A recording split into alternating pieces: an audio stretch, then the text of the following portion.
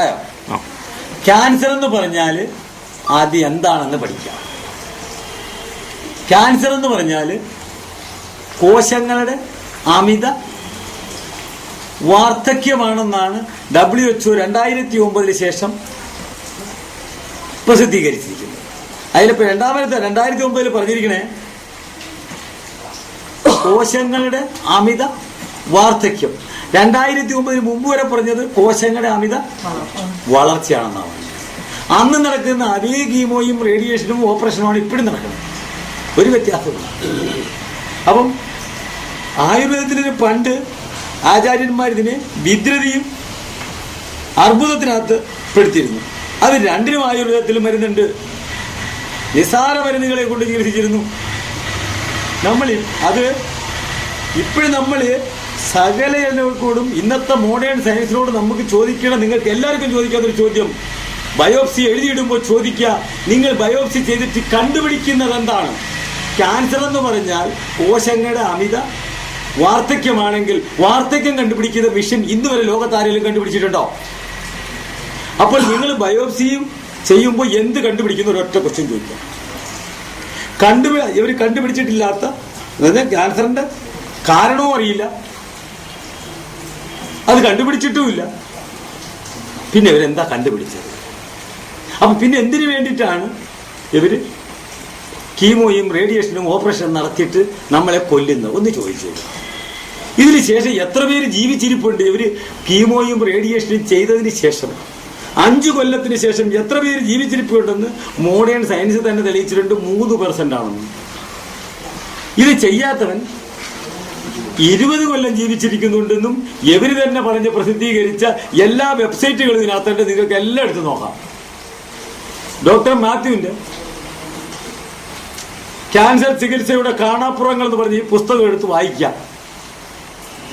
ആ പുള്ളിയുടെ phone number ഇതിനകത്ത് കൊടുത്തിട്ടുണ്ട്. അതുകൂടെ ഒന്ന് കണ്ടോളൂ. 94 95 22 04 86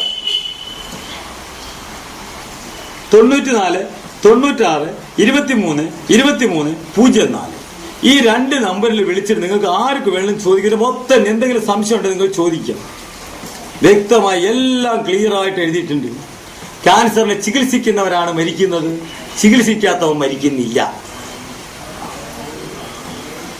ഇത് നമ്മൾ പറയണത് ഇവർക്ക് ആർക്ക് വേണമെന്ന് ചോദിക്കണ്ടോ? ഈ പറയുന്ന ചോദ്യത്തിന് ഉത്തരം ആദ്യം അവർ തരണം. ബ്രസ്റ്റ് ക്യാൻസർ എന്ന് പറയണം.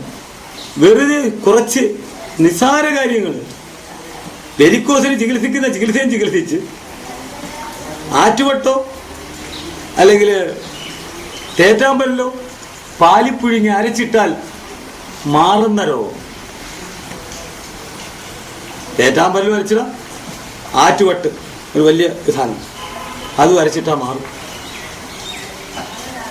പ്ലേറ്റ്ലെറ്റിന്റെ കൗണ്ട് കുറഞ്ഞാൽ പപ്പങ്ങയുടെ ഇല മതി. കൂടിയാല് വലിയ നിൽക്കുന്ന കട്ടച്ചമ്പലത്തി കരിക്കാടി വെള്ളത്തിൽ അരച്ചു കൊടുത്താൽ മതി. വരട്ടെ, നിങ്ങൾ ഏത് കൂടിയതോ ഏത് കുറഞ്ഞോ, ഇവർ എത്ര എണ്ണം ഇവിടെ നിങ്ങൾ ഡെയിലി ഇവിടെ വരുന്ന അല്ലെ? ഞങ്ങൾ 22 വൈദ്യന്മാരുണ്ട്. ഇവരുടെ ആരുടെയെങ്കിലും കൂട്ടത്തിൽ കൂടി കിട്ടി നിങ്ങൾ നോക്കുക, എത്ര എണ്ണം ഇവിടെ ശരിയാവുന്നുണ്ട്. രോഗത്തിനെ ആദ്യം പറഞ്ഞു പേടിപ്പിച്ചു കൊല്ലുകയാണ്. ഭയം നമ്മുടെ ഏറ്റവും വലിയ ശത്രു. നിങ്ങൾ അല്ലെങ്കിൽ ഒരു കാര്യം കൂടെ ചെയ്ത് നോക്കൂ. നിങ്ങൾ ഏതെങ്കിലും ഒരു ഓങ്കോളജിസ്റ്റിനെ വിളിച്ച് മുമ്പിൽ നിർത്തുക, 1 2 പേരെ വിളിച്ചു നിർത്ത്. ഈ ചോദ്യം അവരോട് ചോദിക്കുക. ചോദിച്ചിട്ട് അവിടെ വെച്ച് ഞാൻ പറയുന്നത് തെറ്റാണെങ്കിൽ അവിടെ നിങ്ങൾ എന്നെ തല്ലിക്കൊല്ലും. ധൈര്യമായിട്ട്. തെറ്റാണെങ്കിൽ നിങ്ങൾക്ക് എല്ലാവർക്കും എന്നെ കൈകാര്യം. ഇല്ല, അവർ ഉത്തരം പറയണം. ഇവർ ഈ ചെയ്യുന്നത് എന്താണ്? ഇവിടെ ഇപ്പൊ വിളിക്കുന്ന ഒരാള് 2 പേര് ഇവിടെ നിങ്ങൾ ഒരു 3-4 പേരെ ഇവിടെ നോക്കുക. നിങ്ങൾ ഇവരെയൊക്കെ അവിടെ പറഞ്ഞിട്ട് ഡേറ്റ് ഫിക്സ് ചെയ്യുക. ഇത്ര ദിവസത്തിനകത്ത് തട്ടിപ്പോവുക. എക്സ്പയറി ഡേറ്റ് പറയുന്ന പോലെ അങ്ങോട്ട് ഡേറ്റ് പറയുക. ഇതൊക്കെ എന്താ നടക്കണേ? ക്യാൻസറിന് ചികിത്സയുണ്ടോ? അണുക്കളെ കണ്ടുപിടിച്ചിട്ടുണ്ടോ? ഇതിന്റെ രോഗം കണ്ടുപിടിച്ചിട്ടുണ്ടോ? എല്ലാം നിങ്ങൾക്ക് ചോദിക്കാമല്ലോ.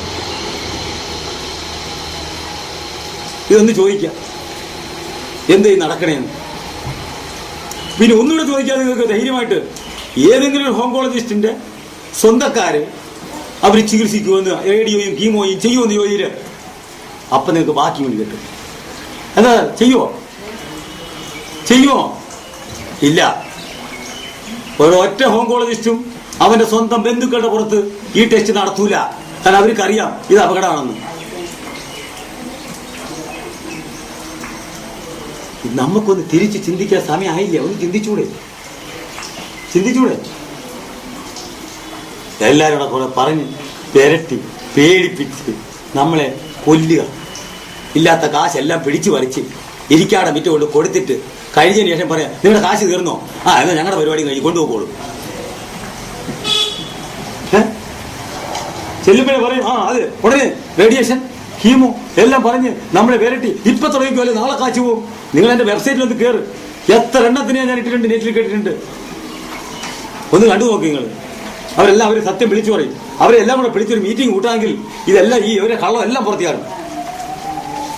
കൊടുക്കുന്ന സാധനം ക്യാൻസറിന്റെ പൈസ കൊണ്ടല്ല ചികിത്സിക്കുന്നത്, മരുന്നുമല്ല. വെറും നിസാര സാധനങ്ങളാണ് ക്യാൻസറിന് കൊടുക്കുന്നത്. പിഴുകാനെല്ലി,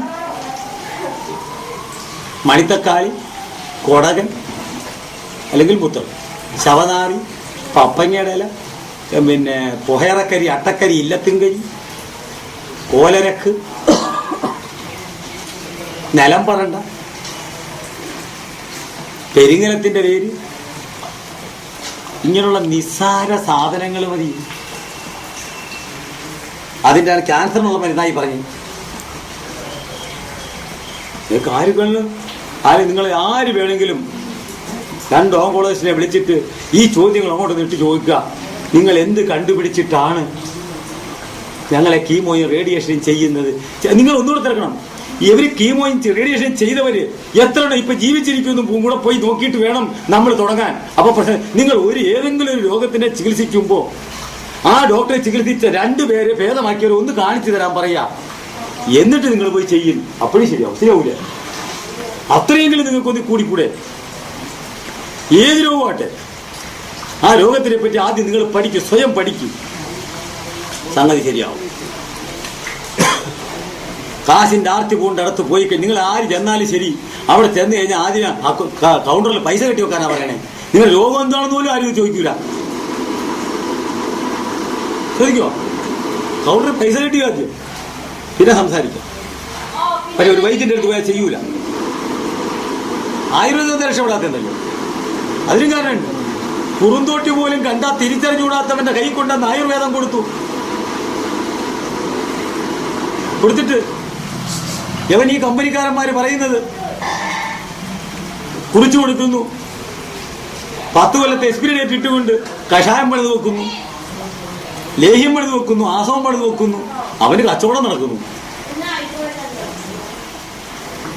എല്ലാ വലിയ കമ്പനിക്കാരന്റെയും ഗതി ഇത് തന്നെ. ഞാൻ ഒരെണ്ണം നെറ്റിലിട്ടുണ്ട്, നിങ്ങൾക്ക് അതും കാണാം. ദശമൂലാഷ്ടത്തിന്റെ ഈ ഡീറ്റെയിൽസ് കാര്യം. വലിയ കമ്പനിക്കാരൻ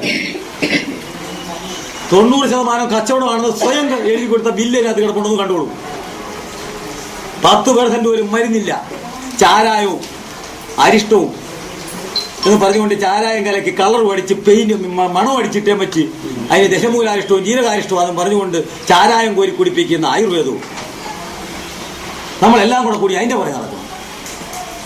ലേഹ്യം 150 രൂപയ്ക്ക് ലേഹ്യം മേടിച്ചു കഴിഞ്ഞാൽ 90% കച്ചവടം കഴിഞ്ഞാൽ 10% 14 രൂപയുണ്ട്. തേങ്ങാപ്പിണ്ണാക്ക്, ശർക്കര, എസൻസും അല്ലാതെ വേറെ എന്ത് തരാൻ പറ്റുമെന്ന് ചോദിക്ക്.